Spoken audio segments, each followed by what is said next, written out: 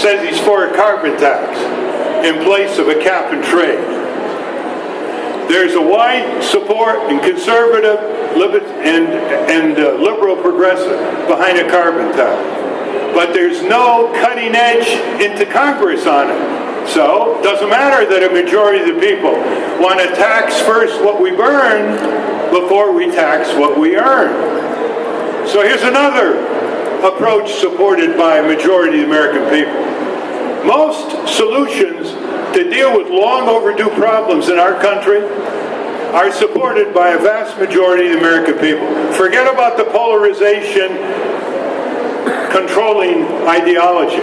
When it comes down to where people work, play, raise their families, there's a much greater consensus. For example, over 70% of the American people believe the minimum wage should be kept up with inflation. The federal minimum wage is now $7.25. If you keep it up with inflation starting in 1968, you know what it would be? $10.50. Okay, so Jesse Jackson Jr. puts a bill in called Catching Up with 1968, $10 minimum wage. The Democrat leadership doesn't support it. President Obama doesn't support it. The AFL-CIO is quiet on it. What's going on here? What's going on is everybody in Washington is expecting someone in Washington to take the first step. They don't have the fortitude to do so, even with something supported by Rick Santorum. Until this year, George Romney supported a minimum wage with inflation adjusted, and over 70% of the American people before the arguments are even made for it. All right, so here's the second tax reform. We should first tax what we bet before we tax what we net.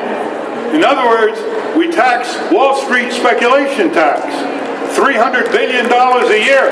These guys speculate so much with these computers that's in the hundreds of trillions of dollars a year. As we talk, boom, boom, boom, boom, boom, with all these derivatives. How come we go into a store and we have to pay 6, 7, 8% sales tax for the necessities of life, but Monday morning some mogul buys $100 million worth of Exxon stock and doesn't have to pay a penny in sales tax? Would you like to poll that one? That one will come in at 90%. Tax first what we bet, speculation, before you tax what we net. Now, that's one of the solutions in this book that's coming out next week. You're going to have it I'll be at the book signing. I want people to think more about solutions. And this isn't just a list of policy recommendations. It shows how much support there is for very sensible redirections away from a giant corporate-dominated economy to an economy controlled by labor and consumers and small taxpayers. It shows how it's in our hands. It shows that we can do it without any excuses. We have the time to do it. There are already things going on in our country that show that it can work. Show that it can work. Credit unions, farmer to market, etc. All kinds of new innovations that we don't hear about because the mass media is into trivia, violence, sensationalism, all the stuff that's crazy. For example, look at the Washington Post today. Look how many pages are on style. Look how many pages are on celebrities. Look how many pages are on sports. And then look how many pages are on this convention. I mean, you can't make this up. This is a media that's totally inverted in terms of reporting on the necessities and creativities and accomplishments of millions of people in this country. So, a second reform is community economics. We have to talk about all these ways we can displace the sales of these large corporations with community economics. It's important that these become quantitatively very, very important. It's not enough just to have 10, 20, 30 billion dollars in sales. This is the displacement economy of the future. It's the one under our control. It's the one we can beef to directly. It's the one that's not going to close down and go to China. It's the one that's not going to have its strings pulled by Wall Street financiers. It is an economy of, by, and for the people. That's why I urge you to patronize all these booths, even ones that are not in your area of interest, and pick up the pamphlets and the brochures and sample some of the freebies. It's very rare you get a chance to do that, and it's to Kevin Danaher and others' credit for putting this on here and in other cities around the country. The next solution is so obvious it's almost laughable, but we never study about it in elementary school, high school, college, law school, business school. If someone said to you, you have 15 minutes, put down everything you own. Okay, in your mind you say, okay, I'll play the game. So you put down everything you own. You own a bike, you own cars, you own your house, furniture, clothing, entertainment, equipment, whatever. And you say, here it is, I'm done. So we collect all the lists, and I'll bet you not one will have on it, I'm a part owner of the great American Commonwealth. I'm a part owner of the public lands, which are 1/3 of America. I'm a part owner of the public airwaves, which the radio and TV get free 24 hours a day. We're the landlords, they're the tenants, and we can charge them no rent. And they decide who says what 24 hours a day. If we had our own audience network, if we had a few hours a day of our own property that we program, this whole convention would go nationwide right now. But no, we own the public airwaves, the broadcast industry controls it, and doesn't pay us anything for it. We own the public lands, and the oil, coal, timber, and other industries control it and get our resources either free or for bargain basement pricing. If you had a ton of gold, would you give it away free to a corporation? It's exactly what our government has been doing for the last 150 years. Under the Mining Act of 1872, any corporation can come on federal land. If they discover our gold, they go to the Department of Interior that has to sell them the land above the gold, which means they will own the gold, for $5 an acre. So a Canadian firm a number of years ago discovered $9 billion of our gold in Nevada, that's with a B, went to the Department of Interior. The Department of Interior had their hands locked. They sold $9 billion of gold with no royalties back to us as a share of the profits. Guess for how much? $30,000. That's the Barrick Gold Company. Happens all the time. Now, we also own trillions of dollars of government research and development that you paid for, that built the computer industry, the semiconductor industry, the aerospace industry, the biotech industry, half of the pharmaceutical industry, the containerization industry, and on and on. So when all these companies put the ads in and say, look at how innovative they are, look what they've done with their capital, chances are it's your capital. And then they turn around and gouge you. So, how many people have ever heard of the drug Taxol? Okay, it's an anti-cancer drug. Bristol Myers Squibb in 2000 was charging a woman with ovarian cancer. Get this. $14,000 for 6 treatments. Bristol Myers Squibb did not discover Taxol. It did not do the clinical tests on Taxol. The National Institute of Health did it through the National Cancer Institute using your money. $31 million. And under the law, they gave it away free to Bristol Myers Squibb, who was able to charge whatever they want. So, see, we own this research and development that built all these companies. What we get for it, other than gouging prices and bragging by the companies as if they did it, as if they paid for it? Now, what if we had a solution that went like this? Whatever the people own as a commonwealth, the people will control. We will control our federal lands. We will control our public airways. We will control our medical research and development so we don't get socked with $14,000 for 6 treatments. Now, how do you think that one would pull? Enormously. Because even conservatives think if you own something, you should have reasonable control over it. You shouldn't own something and have corporations control it and then gouge you for what you own. All right, the third thing is, a lot of people spend money on entertainment, okay? Hundreds of billions of dollars. I have a form of entertainment that will expand the civic movement in America. In the medieval period, 500, 600 years ago in England, they had something called the town jester. I see people shaking their heads. Look it up in Wikipedia. The royal courts, kings, queens, Queen Elizabeth, King Edward III, they had a jester, a court jester in the court. Now, why would they have a court jester who would often criticize them, expose them, satirize them in front of their sycophants of the royal court?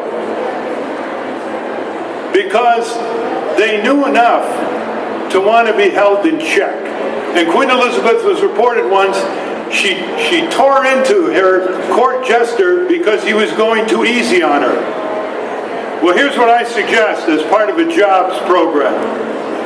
That we all pitch in and we hire town jesters in our towns and communities all over the United States.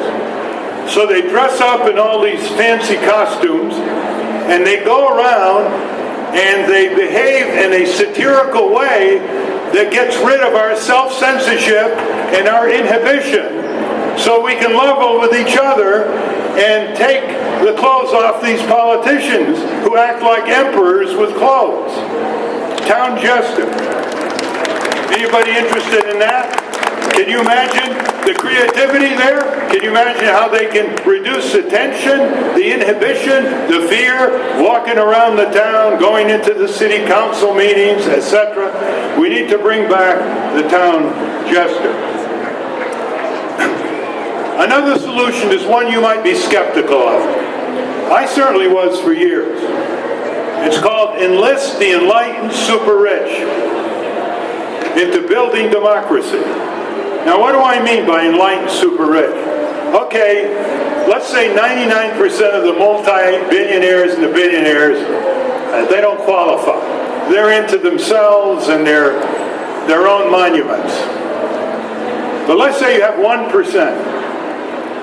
Let's say they're in their 70s and 80s and 90s when they have a different perspective on life and they think of their grandchildren and posterity and how they're going to be viewed historically. How many billionaires do we need? How many billionaires do we need to get campaign finance reform, tax reform? How many billionaires do we need to build community institutions from the bottom up? Preciously few. Preciously few. There are people worth $15, $20, $30 billion each in this country. I can show them for $1.25 billion, no matter what the corporate opposition is, we can completely change our tax system in Congress by focusing on every one of the members of Congress from back home with mobilization in every congressional district. What is $1.25 billion for heaven's sake, they put in a paragraph in a tax bill that lets companies get away with $10 billion. A paragraph. So we have to get over this obstacle where we stereotype 100% of the elderly, enlightened, super rich. Stereotype 99% if you want, but not that critical 1%.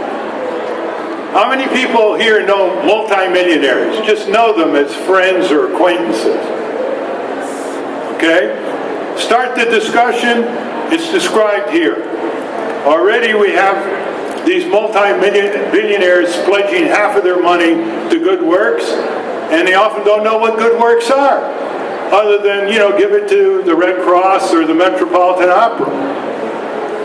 And we can tell them in many ways how to define good works in ways that rebuild community and democracy from the bottom up. The biggest solution, actually, is to take Congress as the fulcrum to turn the government around and everything that results from there. Law enforcement against corporate crime and all the changes that you know and we know we've been waiting around for years. That's how you bring it down to scale. That's how you say, look, we're not dealing with this amorphous, gigantic federal bureaucracy. We're not dealing with these massive global corporations right away. We're just dealing with 535 senators and representatives. And in every congressional district, there's 650,000 men, women, and children. So you don't think that we can have 1,000 people in every congressional district who decide to spend as much time organized, proficient, skilled, watching Congress as more people in their district spend watching birds? Give me the energy and expertise of bird watchers any day. So if we have 1,000 and they're all connected with 1,000 in other congressional districts, and they raise enough money to open 2 offices with 2 full-time people in each office in every congressional district, that's about $100 million. You find an enlightened super rich, that's small change to get it underway until it can be funded by itself. Once that happens, you present the members of Congress with the agenda to turn this country around, and you summon them to your neighborhood. Do you know what so few people turn out for these congressional town meetings? Do you know how many people you have to turn out to get a senator or representative to come to your community? Want to guess? Between 200 and 400 in a school auditorium. That's all it takes. That's how bad it is, people not turning out. Once you get the member in front of you, and you got a room full of very knowledgeable, determined people who aren't going to wear out or burn out, then you lay it on them. Here's what we expect you to do. You are using our power. You, the member of Congress, are using our power under the Constitution, which starts with we the people, not we the corporation. And we don't like the way you've been using our power. We don't like the way you've been talking in our voice. And it's over, folks. It's over. From now on, you are going to reflect our power. You are going to talk in our voice because our agenda is supported by a majority of the people in your district. Imagine the sense of relief, the sense of empowerment, something like that brings. And really, how much work and energy does that take? I mean, people wring their hands trying to figure out how to pay their bills. That's far more onerous than organizing Congress watchdogs in every congressional district. And there's almost nothing there. All that's there, the NRA, the pro-choice, pro-life, some of the single-issue groups exercising their constitutional right, but for the general redirection of the health, safety, economic well-being, peace, waging peace, becoming a humanitarian superpower not a humanitarian, not a super military power. I mean, is there anything else we can say to the world other than we have drones, we have nuclear subs, we have a 13th aircraft carrier underway, we have no major enemy left in the world, we have to exaggerate criminal gangs and expand them by our overreaction in Asia so we can justify an $800 billion military-industrial complex that eats up half of the federal government's operating expenses? Shame on ourselves. We're endangering our own country.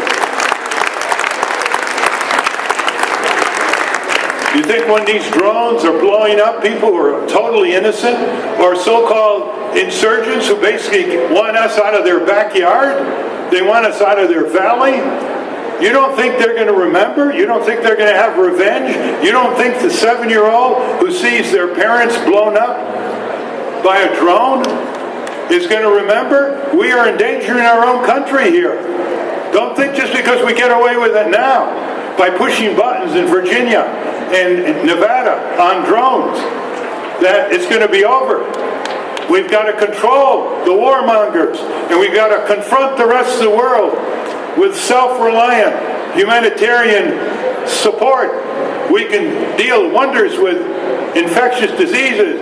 We can help clean up drinking water that's killing 1 million children a year in the third world. We can show them our experience with agrarian co-ops for land reform. We can do all these things for a fraction of what one aircraft carrier costs. So, look what we have to give. If we simply stop making excuses, stop thinking we're powerless, stop thinking we don't have a strategy where we can focus laser-like on Congress, 535 men and women who want your votes, and change the electoral system so public elections are publicly funded, so there's no more gerrymandering districts, so there is no opposition to the incumbent Republican or Democrat, not even the major party opposed. So we can have a more competitive democracy. So we have more multi-party elections, more Green Party, more Constitution Party, more Justice Party, more Libertarian Party, more hopefully Agrarian parties, more Labor parties. What are we doing rationing presidential debates with these stilted, scripted, reporter-chosen presidential debates that are coming up? They're really parallel interviews. They're not really debates. Already people in Portland, Oregon, and the Pittsburgh area, in D.C., dozens of groups have sent letters to the presidential candidates saying, we want you to come to our community for presidential debate.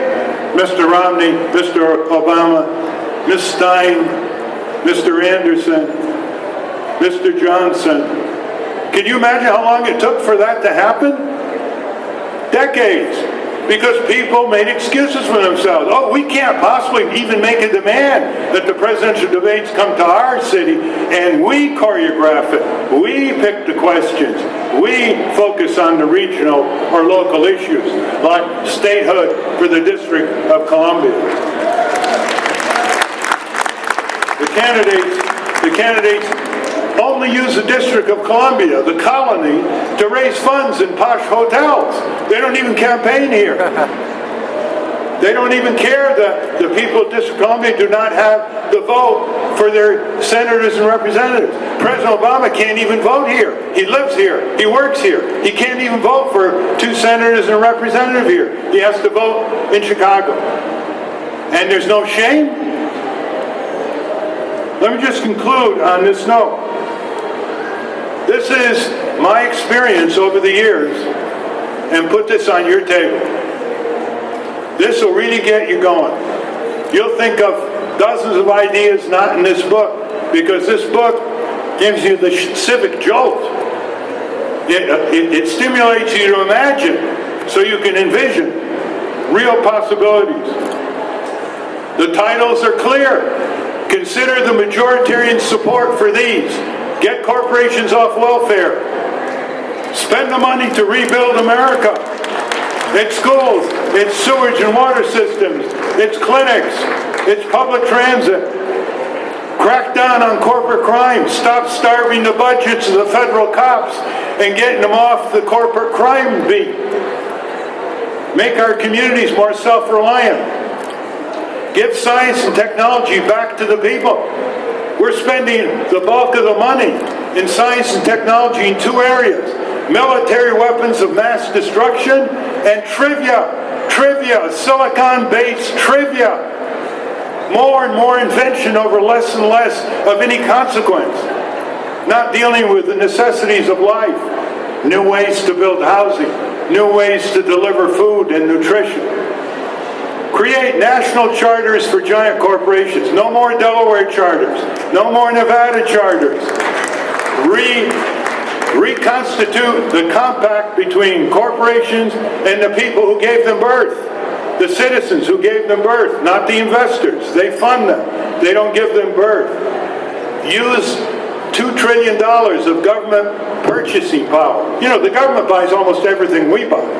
They buy energy. They buy food. They buy housing. They buy transportation. They buy missiles. We don't buy missiles. Why not use this buying power to condition the technology? Years ago, the Navy put photovoltaic cells in remote areas because it's more economic, not just better environment. If you have the government buying cutting-edge sustainable technology as America's biggest customer, the government is the biggest customer, federal, state, local, right down to detergents, you will create civilian markets that will speed up the whole process. Remember, the customer is always right. The government represents us as the customer. The government should not buy nuclear electricity. It should buy only wind power or solar or energy-efficient buildings. Restore our civil liberties. We have a government way beyond the rule of law. We have an executive now that is above the law. It can decide to kill or injure anybody in the world, regardless of national sovereignty, regardless of international law, regardless of the Constitution. We have an incredibly lawless government that is inherited from both parties. And they are speaking in our name.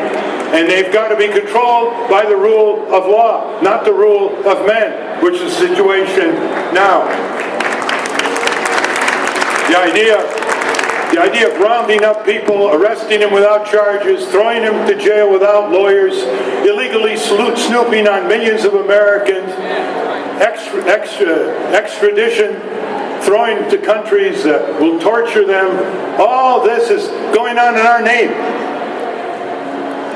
And we've got to put a stop to it. The American Civil Liberties Union and others have. And it helps to have a competitive democracy. I want you to look up the Center for Competitive Democracy.org to see what that phrase means. We need to reduce our bloated military budget. We have retired generals and admirals saying, too much, too wasted, not needed, cut it, cut it, cut it. We have the most credible people in the country who fought in real wars on our side. We need to get them up front. Invent new tools of democracy.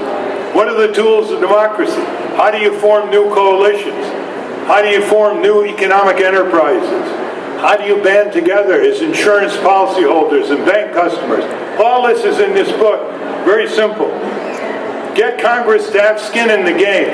That's one of my simplest and best ones. And that is the following. Anytime Congress and the White House is plunging